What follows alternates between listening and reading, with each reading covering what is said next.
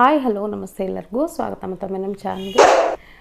ಇವತ್ತಿನ ರೆಸಿಪಿನಲ್ಲಿ ನೀವು ನೋಡ್ತೀರಾ ರೈಸ್ ಜೊತೆಗೆ ಸೈಡ್ ಡಿಶ್ ಆಗಿ ಒಂದು ಸೂಪರ್ ಟೇಸ್ಟಿಯಾಗಿರುವಂಥ ಈಸಿಯಾಗಿ ಮಾಡುವಂಥ ರಸಮ್ ಮಾಡೋದು ತೋರಿಸಿದ್ದೀನಿ. ಬನ್ನಿ ಹಾಗಿದ್ರೆ ಇದನ್ನು ಮಾಡೋದು ನೋಡೋಣ. ನಾನಿಲ್ಲಿ ಒಂದು ಪಾತ್ರೆ ಬಿಸಿ ಇಟ್ಕೊಂಡಿದ್ದೀನಿ. ಇದಕ್ಕೆ ಒಂದು 2 ಸ್ಪೂನಷ್ಟು ಎಣ್ಣೆನ ಹಾಕ್ಕೊಳ್ತಾ ಇದ್ದೀನಿ. ಎಣ್ಣೆ ಸ್ವಲ್ಪ ಕಾಯ್ತಿದ್ದಂಗೆ ಸಾಸಿವೆ ಜೀರಿಗೆ ಹಾಕ್ಕೊಳ್ತಿದ್ದೀನಿ 1 ಟೀ ಸ್ಪೂನಷ್ಟು. ಹಾಗೆ 1 ಗೆಡ್ಡೆ ಬೆಳ್ಳುಳ್ಳಿನ ಈ ಥರ ಜಜ್ಜಿ ಹಾಕ್ಕೊಳ್ತಾ ಇದ್ದೀನಿ. ಸಾಸಿವೆ ಜೀರಿಗೆ ಚಿಟಪಟ ಅನ್ನೋವರೆಗೂ ಚೆನ್ನಾಗಿ ಫ್ರೈ ಮಾಡ್ಕೊಳ್ಳಿ ಎಣ್ಣೆಯಲ್ಲಿ.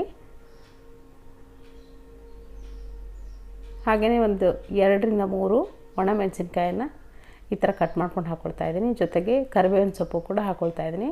ಕರಿಬೇವಿನ ಸೊಪ್ಪು ನೀವು ಎಷ್ಟು ಜಾಸ್ತಿ ಹಾಕ್ತೀರೋ ಅಷ್ಟು ಚೆನ್ನಾಗಿರುತ್ತೆ ಇದು. ಇವಾಗ ಒಂದು 2 ಮೀಡಿಯಮ್ ಸೈಜ್ ಟೊಮೆಟೊನ ಸಣ್ಣದಾಗಿ ಕಟ್ ಮಾಡಿಕೊಂಡು ಹಾಕಿದ್ದೀನಿ. ಜೊತೆಗೆ ಉಪ್ಪನ್ನು ಸೇರಿಸ್ಕೊಂಡು ಚೆನ್ನಾಗಿ ಫ್ರೈ ಮಾಡ್ಕೊಳ್ಳಿ. ಉಪ್ಪನ್ನು ಸೇರಿಸಿ ಫ್ರೈ ಮಾಡೋದ್ರಿಂದ ಬೇಗನೆ ಫ್ರೈ ಆಗುತ್ತೆ, ಹಾಗೆ ಟೊಮೆಟೊ ಚೆನ್ನಾಗಿ ಬೆಂದ್ಕೊಳ್ಳುತ್ತೆ. ಇವಾಗ ಮುಚ್ಚಿ ಒಂದು 2 ನಿಮಿಷ ಬಿಟ್ಟರೆ ಟೊಮೆಟೊ ಚೆನ್ನಾಗಿ ಮ್ಯಾಶ್ ಆಗಿರುತ್ತೆ. ಅಷ್ಟರೊಳಗೆ ನಾನಿಲ್ಲಿ ಒಂದು ಮಸಾಲೆ ರೆಡಿ ಮಾಡ್ಕೊಳ್ತೀನಿ. ಅದಕ್ಕೆ ನಾನಿಲ್ಲಿ 1 ಸ್ಪೂನಷ್ಟು ಪೆಪ್ಪರ್ ಕಾಳನ್ನು ಹಾಕ್ಕೊಳ್ತಾ ಇದ್ದೀನಿ, ಅಂದರೆ ಕರಿಮೆಣಸಿನ ಕಾಳು. ಹಾಗೆ 1 ಸ್ಪೂನಷ್ಟು ಜೀರಿಗೆ ಹಾಕ್ಕೊಂಡಿದ್ದೀನಿ. 1 ಗೆಡ್ಡೆ ಬೆಳ್ಳುಳ್ಳಿನ ಸಿಪ್ಪೆ ತೆಗೆದು ಹಾಕ್ಕೊಳ್ತಾ ಇದ್ದೀನಿ. ಹಾಗೆಯೇ ಸ್ವಲ್ಪ ಕೊತ್ತಂಬರಿ ಸೊಪ್ಪು, ಜೊತೆಗೆ ಕರಿಬೇವಿನ ಸೊಪ್ಪು ಕೂಡ ಒಂದು ಸ್ವಲ್ಪ. ಇದೆಲ್ಲದನ್ನು ತರಿಯಾಗಿ ರುಬ್ಕೊಂಡು ಬರ್ತೀನಿ. ನೀವು ಬೇಕಿದ್ದರೆ ಕುಟ್ಕೊಳ್ಬೋದು. ಸೊ ಇಷ್ಟು ಸಣ್ಣ ಆದರೆ ಸಾಕಾಗುತ್ತೆ. ಇವಾಗ ನಾವು ಆವಾಗಲೇ ಬೇಯಿಸ್ಕೊಳ್ಕೊಳ್ಳೋಂಥ ಟೊಮೆಟೊನ ನೋಡೋಣ. ನೋಡ್ತಿರ್ಬೋದು ಇಲ್ಲಿ ಚೆನ್ನಾಗಿ ಮ್ಯಾಶ್ ಆಗಿದೆ. ಪೂರ್ತಿ ಗ್ರೇವಿ ಕನ್ಸಿಸ್ಟೆನ್ಸಿಲಿ ಇದು ಬರಬೇಕು, ಅಲ್ಲಿವರೆಗೂ ಚೆನ್ನಾಗಿ ಫ್ರೈ ಮಾಡ್ಕೊಳ್ಳಿ.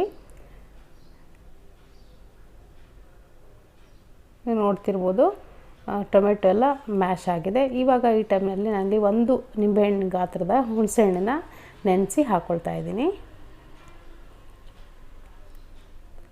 ಜೊತೆಗೇ ನಾನಲ್ಲಿ ಮೊದಲೇ ಬೇಳೆ ಏನಿದೆ ತೊಗರಿ ಬೇಳೆನ ಬೇಯಿಸ್ಕೊಂಡು ಇಟ್ಕೊಂಡಿದ್ದೀನಿ. ಇದನ್ನು ಕೂಡ ಚೆನ್ನಾಗಿ ಮ್ಯಾಶ್ ಮಾಡಿಕೊಂಡು ನೀರು ಥರ ಮಾಡಿಕೊಂಡು ಹಾಕ್ಕೊಳ್ಳಿ. ಜೊತೆಗೆ ಅದೇ ಕಪ್ಪಿಂದ 1 ಕಪ್ಪಷ್ಟು ನೀರನ್ನು ಹಾಕ್ಕೊಳ್ತಾ ಇದ್ದೀನಿ. ನಿಮಗೆ ರಸಮ್ಗೆ ಎಷ್ಟು ತೆಳುವಾಗಬೇಕು ಅನ್ನೋದನ್ನು ನೋಡ್ಕೊಂಡು ನೀವು ನೀರನ್ನು ಸೇರಿಸ್ಕೊಳ್ಳಿ. ಕರಿಬೇವಿನ ಸೊಪ್ಪನ್ನು ಹಾಕ್ಕೊಳ್ತಾ ಇದ್ದೀನಿ, ಹಾಗೆ ಕೊತ್ತಂಬರಿ ಸೊಪ್ಪು. ಸೊ ಜೊತೆಗೆ ಉಪ್ಪನ್ನು ರುಚಿಗೆ ಎಷ್ಟು ಬೇಕಷ್ಟು ನೋಡಿಕೊಂಡು ನೀವು ಸೇರಿಸ್ಕೊಳ್ಳಿ. ಸ್ವಲ್ಪ ಅರಿಶಿನ ಪುಡಿ ಕೂಡ ಒಂದು ಅರ್ಧ ಚಿಟಿಕೆಯಷ್ಟು ಹಾಕ್ಕೊಂಡಿದ್ದೀನಿ.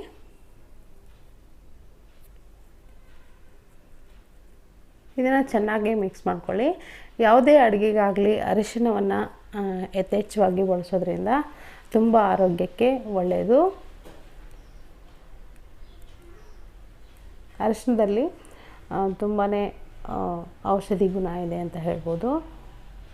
ಇವಾಗ ಈ ಮಸಾಲೆ ಏನಿದೆ ಇದನ್ನು ಕೂಡ ಹಾಕ್ಕೊಂಡಿದ್ದೀನಿ ನಾನಲ್ಲಿ. ಮಸಾಲೆನ ಹಾಕ್ಕೊಂಡು ಒಂದು ಸರಿ ಕ್ಲೀನಾಗಿ ಮಿಕ್ಸ್ ಮಾಡ್ಕೊಳ್ಳಿ. ಮಿಕ್ಸ್ ಮಾಡಿಕೊಂಡು ಇದನ್ನು ಒಂದು 2 ರಿಂದ 3 ಕುದಿನ ಚೆನ್ನಾಗಿ ಕುದಿಸ್ಕೊಳ್ಬೇಕು. ಸೊ ನಿಮಗೆ ಸ್ವೀಟ್ ಇಷ್ಟ ಇದ್ದರೆ ಸ್ವಲ್ಪ ಇದಕ್ಕೆ ಬೆಲ್ಲವನ್ನು ಹಾಕ್ಕೊಳ್ಬೋದು. ಇವಾಗ ಇನ್ನೂ ಟೇಸ್ಟಿಯಾಗಿ ಬರುತ್ತೆ. ಇವಾಗ ನೋಡ್ತಿರ್ಬೋದು ರಸಮ್ ಚೆನ್ನಾಗಿ ಒಂದು 2 ಕುದಿ ಕುದ್ದಿದೆ. ಇದನ್ನು ರೈಸ್ ಜೊತೆಗೆ ಸರ್ವ್ ಮಾಡ್ಕೊಳ್ಳಿ. ತುಂಬ ಟೇಸ್ಟಿಯಾಗಿರುತ್ತೆ. ತಿಳಿ ಸಾಂಬಾರು ರೈಸ್ ಜೊತೆಗೆ ಹೊಟ್ಟೆಗೂ ಕೂಡ ಹಿತವಾಗಿರುತ್ತೆ. ನಾನಿಲ್ಲಿ ರೈಸ್ ಜೊತೆ ಇದನ್ನು ಸರ್ವ್ ಮಾಡ್ಕೊಂಡಿದ್ದೀನಿ. ತುಂಬಾ ಟೇಸ್ಟಿಯಾಗಿತ್ತು ನಾನು ಮಾಡಿದ್ದಾಗ. ನೀವು ಕೂಡ ಖಂಡಿತವಾಗ್ಲೂ ಇದೇ ವಿಧಾನದಲ್ಲಿ ಮಾಡಿ ನೋಡಿ ಅಭಿಪ್ರಾಯ ತಿಳಿಸಿ. ಇವತ್ತಿನ ಈ ರೆಸಿಪಿ ನಿಮಗೆ ಖಂಡಿತ ಇಷ್ಟ ಆಗಿದೆ ಅಂದ್ಕೊಳ್ತೀನಿ. ಇಷ್ಟ ಆಗಿದ್ರೆ ಒಂದು ಲೈಕ್ ಒತ್ತೋದನ್ನು ಮರಿಬೇಡಿ. Thank you.